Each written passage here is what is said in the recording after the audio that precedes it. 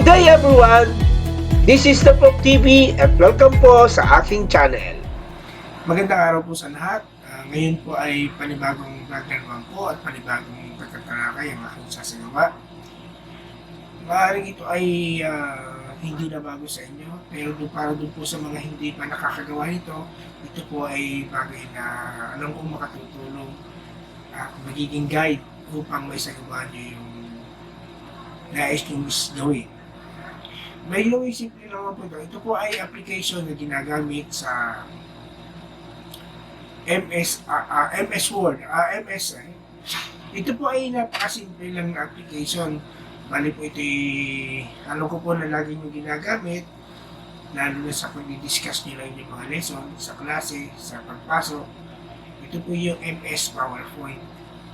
So Microsoft Office, PowerPoint. Ito po ay ang kaibahan lang na ibibigay sa inyo ngayon ay kasi mostly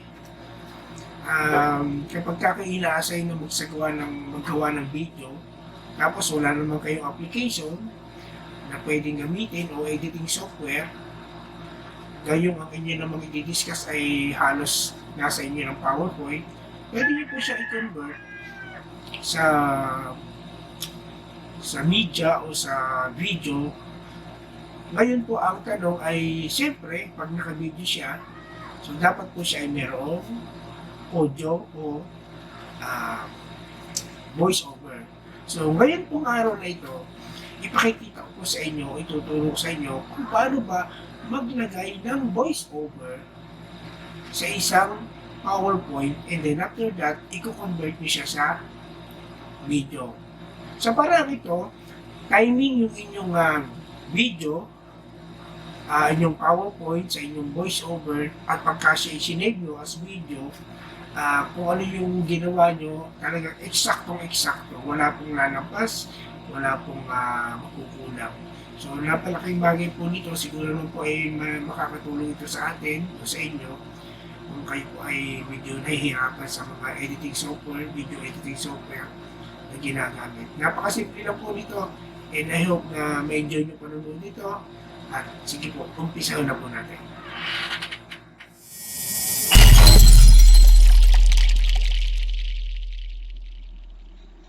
So gaya po ng nasabi ko kanina, ipakikita ko po sa inyo kung paano mag voice over ng sa isang PowerPoint, na kung saan after na may apply nyo o malagyan nyo ng voice over, gagawin nyo na siyang video. So let us begin. Okay, so meron na po ko dito inihandang, ito ay ginamit ko dati sa aming school inset, na talakayin ko po para may pakita lang paano ba ang paggagawa nun. Ano po? So,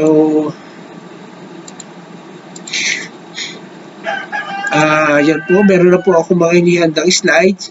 Pakikita ko lang po. So, meron tayo dito mga tab button o yung mga toolbars. So, file, home, insert, design. We have the transition. We have the slideshow, the review. So, dito lang tayo magpo-focus sa slideshow. Okay. So, then, meron pa dito mga button, pero dito tayo pupunta sa record slideshow. Click natin. Ngayon, meron lang gusto kong ipakita dito bago ko umpisahan. So, meron tayo dito mga command button sa baba. Yung laser pointer. So, or you are going to use the Control L. Ano po? Then, we also have this so-called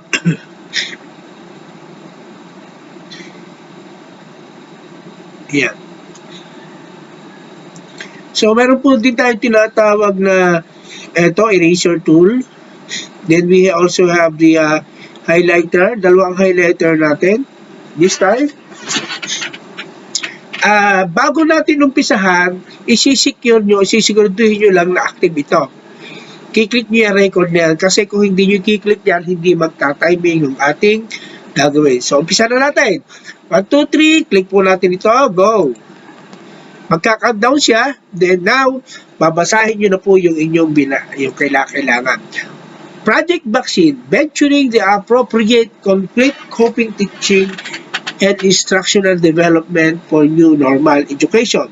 teaching strategies, instructional development, and assessment method. Then after that, click nyo din dito sa point nito. Okay. There are 5 easy ways to turn boring worksheet into engaging activities. Yung mga nakakabore, pwede nating, may paraan iyan para ma-resolve natin. Next, click nyo yan. At the end of the session, teacher will be able to know the easy ways of turning the boring worksheet into engaging activities. 2.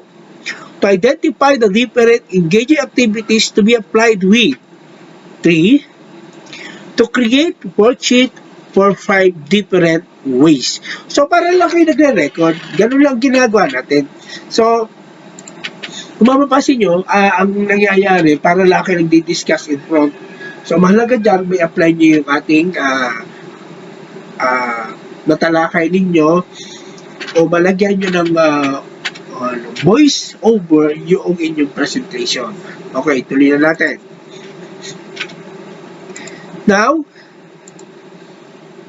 first is the split up team. This activity involves the splitting up student into 4 teams.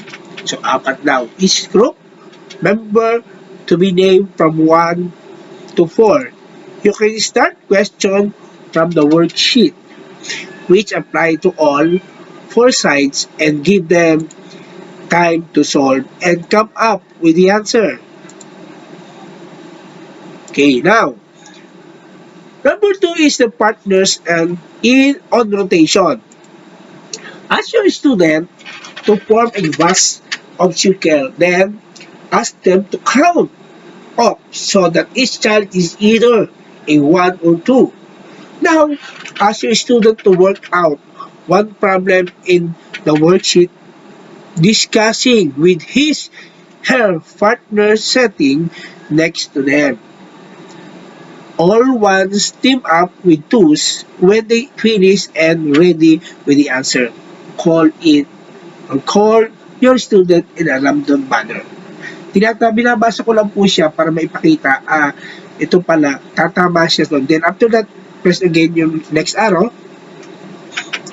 Alright, students and their partners to answer. Ito po yung continuation lang, to answer and discuss the method they use for solving the question, so they help sharing different approaches to solve the problem. Next round, you need to sheet the 2-to-1 sheet next with a new partner and continue this till the worksheet is complete. So hanggang matapos yung ating gawain. Okay, so ganun siya. Then let us proceed to the next. Number 3, worksheet cut up. Cut up each question on a worksheet and distribute it each group of 5 students. Consider your worksheet has 10 questions on it. Then, you need to cut up each question to separate stream of papers. Then, ask your student to take turns choosing a role, and the roles are the person. Okay, proceed tayo. Who reads the question? Next person who paraphrases the question with few hints. Next, student has to respond with an explanation of why they choose that answer. The fourth person can agree or disagree with the third person with a strong reason for it.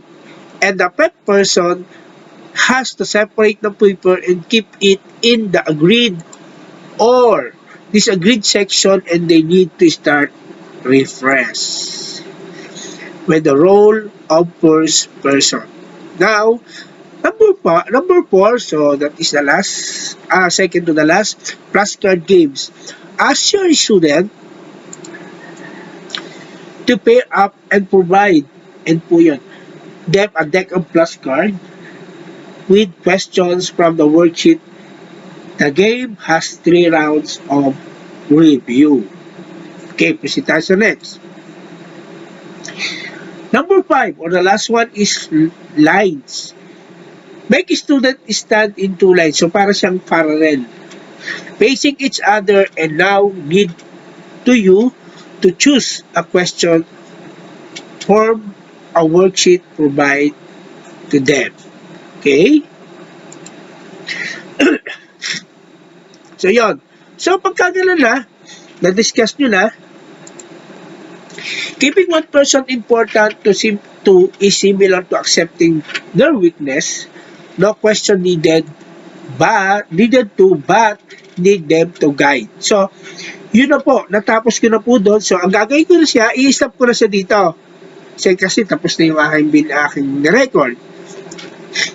Then after that, dito sa bahaging ito, i-close nyo lang siya, i-ex nyo lang siya. Now, babalikan nyo po yung inyong mga ginawang nirecord. Mapapansin nyo, yan, okay.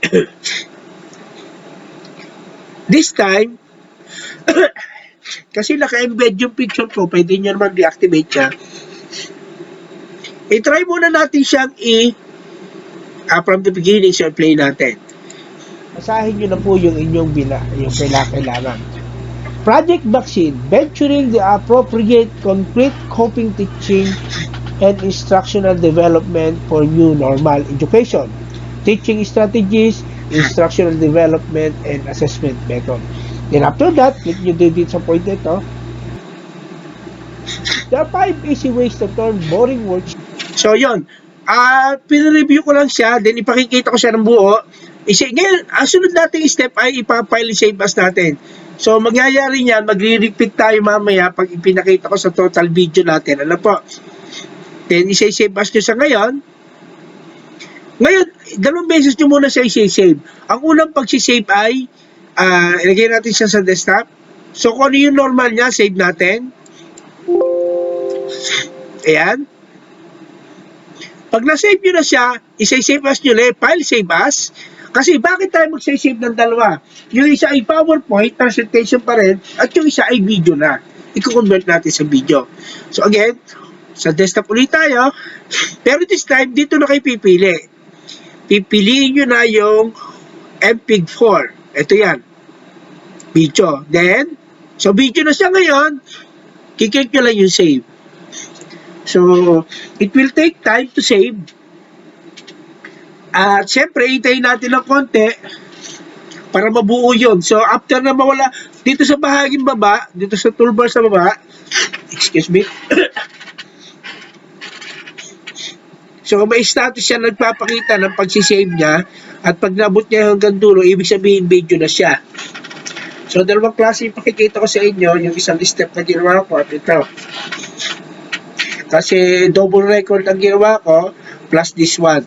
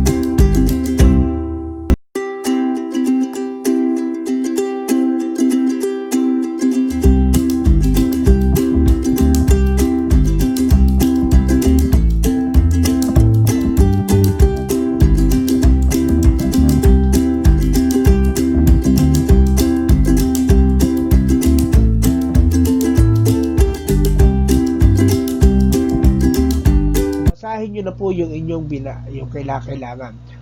Project Vaccine, venturing the appropriate concrete coping teaching and instructional development for new normal education. Teaching strategies, instructional development, and assessment method. Then after that, click nyo dito sa point ito. There are 5 easy ways to turn boring worksheet into engaging activities. Yung mga nakakabore, pwede nating, may paraan iyan para ma-resolve natin. Next, click nyo ulit yan. At the end of the session, teacher will be able to know the easy ways of turning the boring worksheet into engaging activities. 2. To identify the different engaging activities to be applied with. 3. So, I hope na po may naroon kayo natutunan sa aking panibagong tinalakay sa inyo kung paano po magawa ng video o converting a PowerPoint video with the voice over. And hopefully ay may share nyo rin po sa inyong mga kasamahan kasi po ito ay napakasimple magagamit lalo na pagka nais nyo magawa ng video na lalo na prepared na yung inyong tinatawag na PowerPoint. So hanggang sa muli po, ito po yung The Pro TV at salamat po sa inyong panonood. See you on my next video.